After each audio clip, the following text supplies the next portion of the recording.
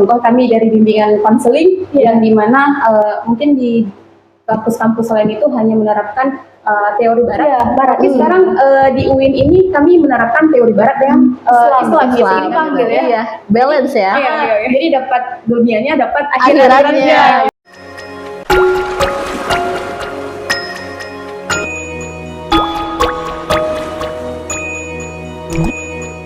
Halo teman-teman semua, Assalamualaikum, selamat datang di Rumah Podcast. Rumah Podcast ini adalah kolaborasi antara Komisi 3 dan Komisi 4, Senat Mahasiswa Fakultas Tarbiyah dan Keguruan. Nah, di sini saya adalah Syafatullah dari Komisi 3 yang akan memandu acara kita pada hari ini. Dan kami sudah mengundang perwakilan dari Himpunan Prodi BKPI dan yang turut hadir pada hari ini. Selamat sore Kak. Sore. Gimana nih kabarnya? Puasanya lancar? Sehat ya, baik, lancar insyaallah. Boleh kita perkenalan dulu Kak? Dari Kak dulu gitu. Halo teman-teman semua, perkenalkan nama saya Afsah Dimi Nurman. Saya dari jurusan Bimbingan dan Konseling Pendidikan Islam. Halo, perkenalkan nama saya Maiza Zita. Saya dari Himpunan Mahasiswa Bimbingan Konseling Pendidikan Islam. Oke. Kalau Kakak panggilannya? Kak Afsah, ya. Kak Maiza. Nah, kami mengundang Kakak di sini untuk memberikan beberapa pertanyaan nih. Dan tema kita sekarang itu adalah tentang pendidikan. Kita langsung aja pertanyaan pertama kali ya Kak.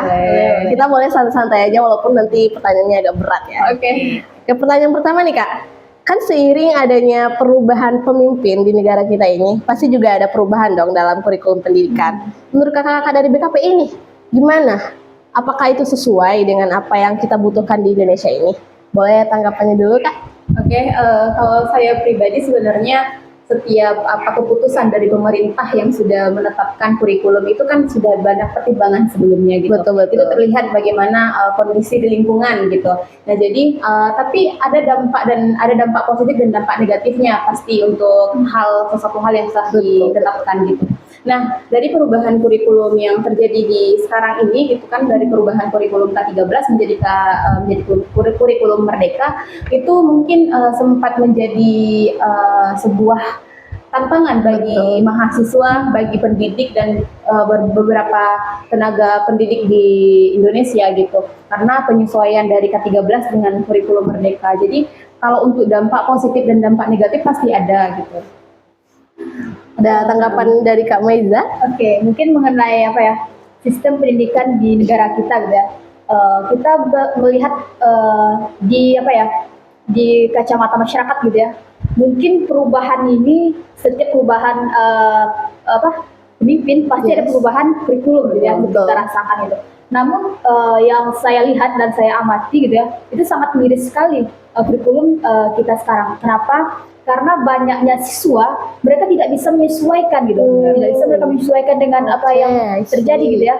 Dan juga bahkan di negara kita ini sebenarnya harus menetapkan kurikulum itu ya benar-benar yang dibutuhkan oleh masyarakat kita gitu. Bahkan tidak hanya di kota-kota saja gitu. Kita ada kok di wilayah-wilayah besar gitu ya, wilayah kecil juga ada gitu. Bahkan mereka juga harus kita pantau gitu, harus kita juga berikan sistem pendidikan tersebut gitu.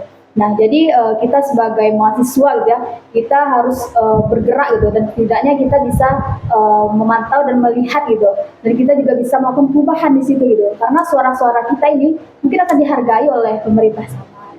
Betul banget. Nah, pertanyaan kedua nih Kak, dari beberapa pergantian kurikulum ini, menurut kakak-kakak ini ada nggak sih dampak pergantian kurikulum itu terhadap kesenjangan pendidikan di Indonesia ini? Kalau saya pribadi ada.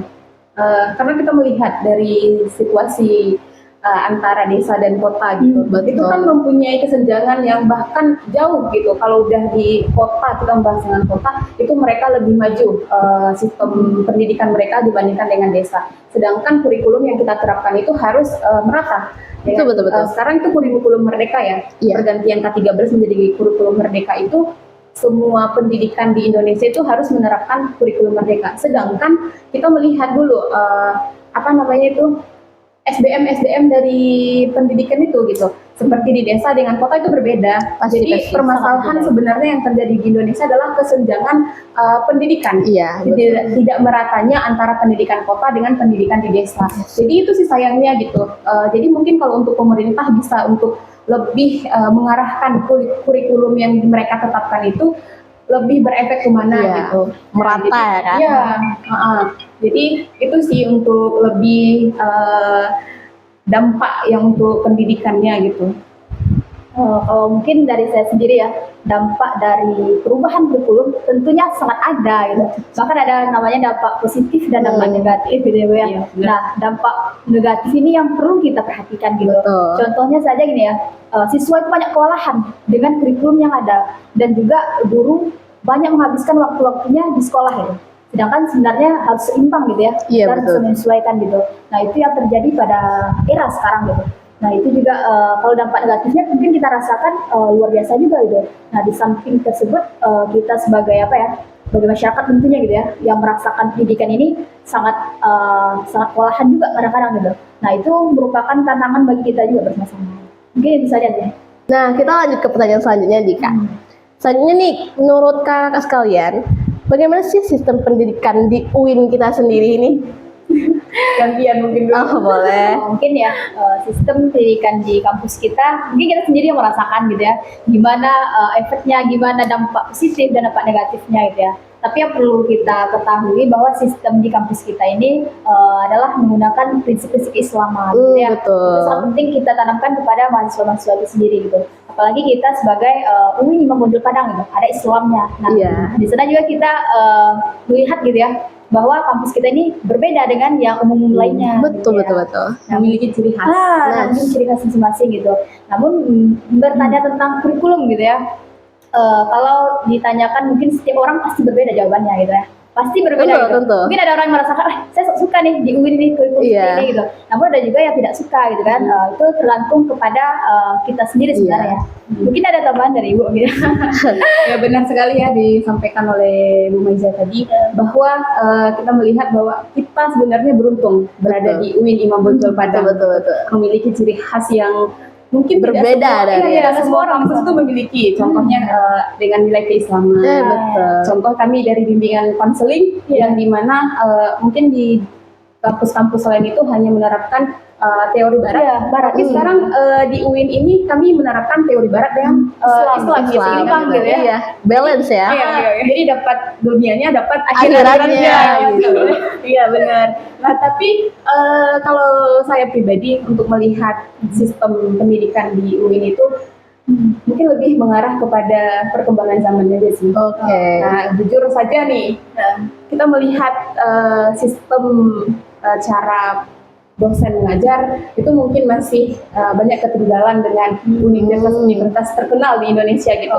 Jangan terkenal di mungkin antara Daerah, UIN, ya. daerah-daerah lain itu mungkin masih ada perbedaan sangat banyak gitu. Karena sistem prasarana dan Betul, sarananya betul. masih belum Memadai gitu ya. Iya, betul belum sih. memadai gitu. Itu aja sih Bu. Oke, baik. Tadi kan kita tentang UIN-nya nih. Sekarang kita beralih ke lebih fokusnya lagi nih, Bu. Ke dampak yang dirasakan oleh mahasiswa BKPI-nya lagi. Gimana tentang pergantian kurikulum yang seiring berjalannya waktu ini bertukar-tukar gitu. Kalau untuk efeknya sebenarnya tidak terlalu banyak ya Iya. dirasakan karena kita kan sistem BK itu hanya memberikan penyuluhan, Iya, layanan gitu, menerima siswa gitu. Sedangkan kalau untuk pendidik seperti matematika, Iya. IPS, TBI gitu kan masih mereka itu mengajar di kelas gitu Iya, kan, betul. mengajar memiliki jam waktu tertentu. Sedangkan kalau kita BK ini memberikan layanan sesuai dengan prosedur BK gitu. Jadi kalau untuk perubahan setiap kurikulum yang ada, mungkin untuk sejauh ini masih stabil gitu, Oke, tidak ada efeknya stabil gitu. ya. Sama aja lah, mulai dari kurikulum 13 sampai merdeka. Oke, baik. Selanjutnya nih, Bu, kan kita sama-sama salah satu nih mahasiswa aktif di kampus gitu. Boleh lah kita berbagi tipsnya bagi ke teman-teman yang nantinya mau ikut bergabung ke organisasi kampus gitu. Terlebih lagi sebagai himpunan perwakilan prodi gitu. Boleh berbagi tipsnya apa sih, Bu gitu? Tips dalam hal Dalam gimana cara aktif di kampus, gimana cara ikut organisasi kegiatan-kegiatan kampus Bagi gitu. waktunya gitu ya. manage Boleh. waktu. Oke. Gimana nih? Oke, kalau saya saya pribadi ya, alhamdulillah memang mulai dari semester awal ikut organisasi. Wah. Dan alhamdulillah sejauh ini terkait manage waktu antara organisasi dengan perkuliahan itu disamaratakan lah gitu. Betul. Karena tidak ada ibaratkan prioritas. Sama-sama prioritas. Kita kuliah di sini adalah prioritas utama, organisasi juga tidak bisa prioritas kedua gitu kan. Jadi sama aja gitu. Jadi sistem kita itu bagaimana tanggung jawab di perkuliahan harus dituntaskan begitu dengan organisasi. Betul. Agar kalau sukses di perkuliahan bagus, tapi lebih bagusnya lagi sukses perkuliahan bisa di organisasi. Iya. Kalau bisa dua kenapa harus satu gitu kan? Jadi Dari Bu Maiza gitu tipsnya gitu ya. Iya.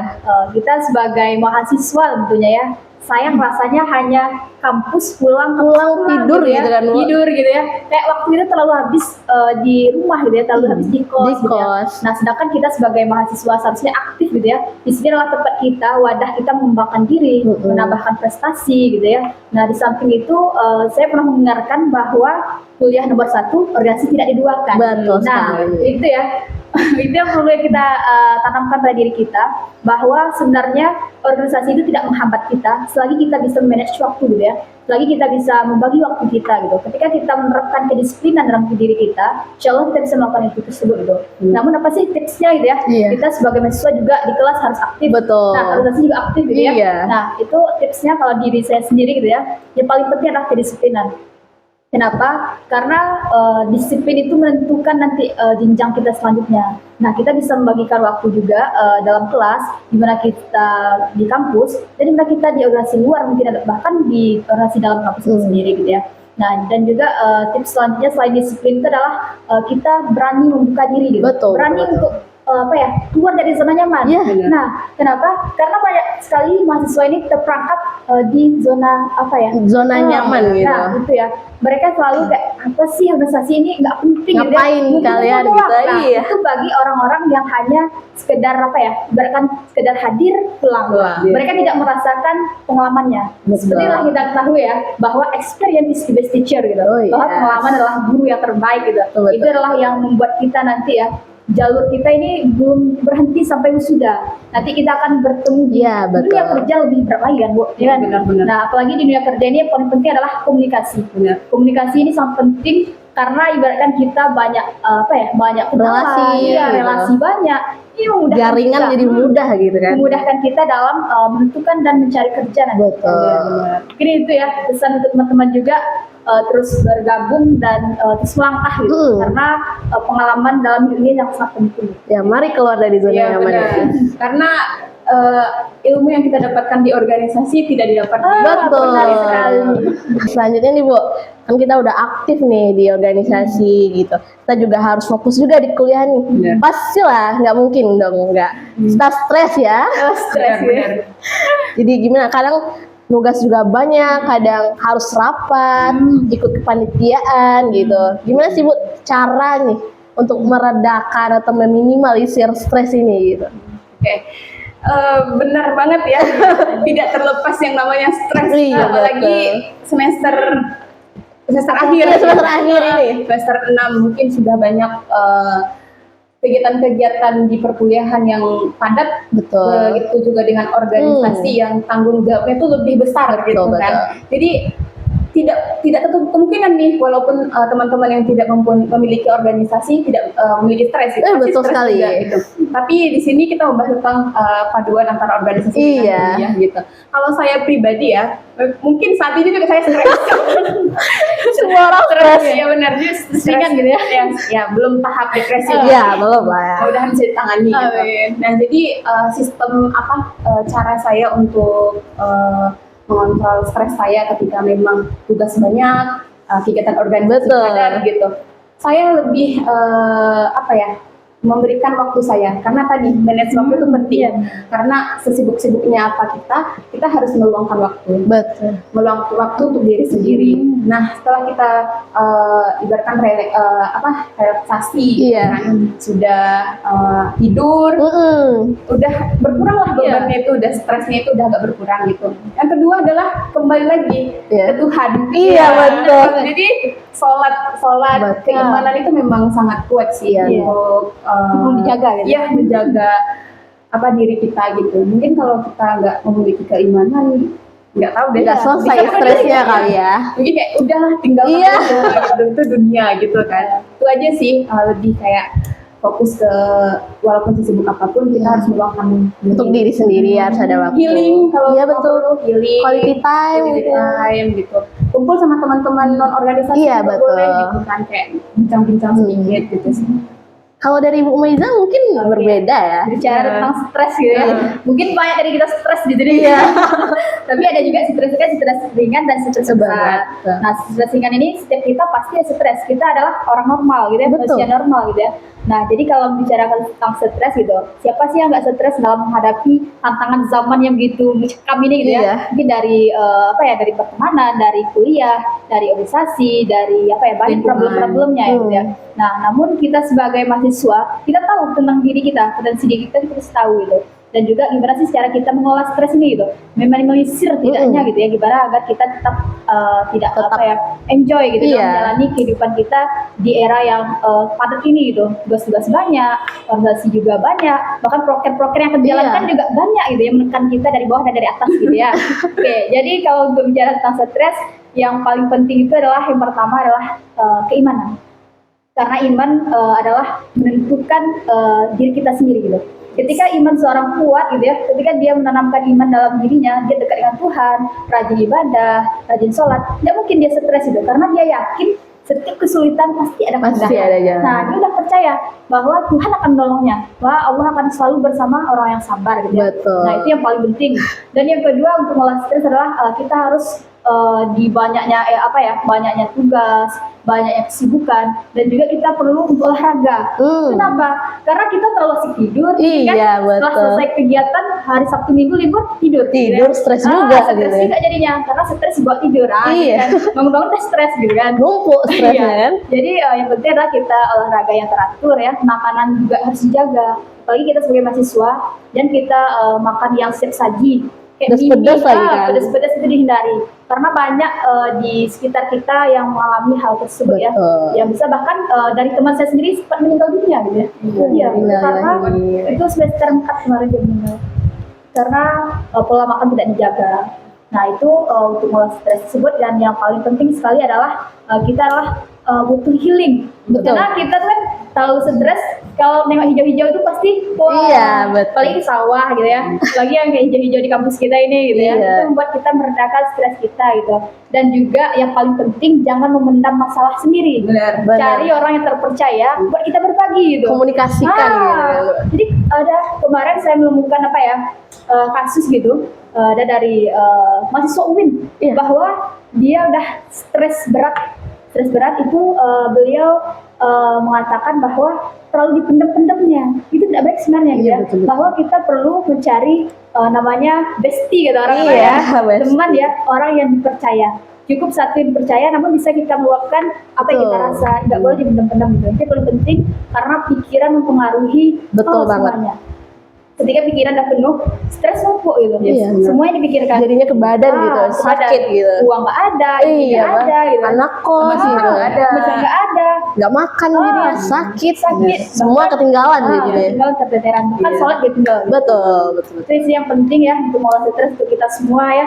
Untuk semua, khususnya adalah mahasiswa UIN Memunjul Padang. Betul. Mungkin itu saja ya. Sekalian promosi boleh nggak? Boleh. Kalau teman-teman nggak punya bestie, nggak Iya, punya teman boleh. ceria, anak BK sekarang Iya, udah ada boleh. BK. Ya. Boleh kita langsung gitu Iya, nemuin kalau BKPI bestie gitu ya. ya. Kalau bestie kan bisa jadi masih bisa bocor-bocor gitu. Tapi kalau anak BK Aman. ada di Anak tangan. usia udah ada gitu ya. 100% aman. Udah ada gitu. juga janji konselor ya. Yes, bagus sekali. Cukup konselor, klien, dan Tuhan yang mengetahui. Masya Allah. Luar biasa. Sekalian nih, ini adalah pertanyaan terakhir gitu. Apa sih dari mahasiswa BKP ini aspirasi yang paling ingin disuarakan gitu? Mana tahu nanti bisa diperbaiki gitu. Oke, pertanyaan yang ditunggu sebenarnya. Ditunggu dan berat juga ya. Iya, Bu. Bener. Untuk aspirasi sebenarnya karena kami masih baru ya. Oh iya. Angkatan juga baru 3. Betul. Dari 21 ya kan? Iya, dari 1, 22, 23 gitu. Tapi sejauh ini aspirasi yang masuk mulai dari tahun pertama itu mungkin mengeluh UKT. UKT. UKT ya. UKT itu memang sangat, apalagi P23 sekarang banyak mengeluh tentang UKT yang tidak sesuai dengan kondisi ekonominya gitu. Tapi kenapa tiba-tiba UKT-nya itu tinggi gitu kan? Mungkin itu bisa nantinya gitu bisa berubah gitu ya. Gitu. Selanjutnya udah UKT besar, tapi sarana prasarana di UIN ini masih kurang memadai gitu.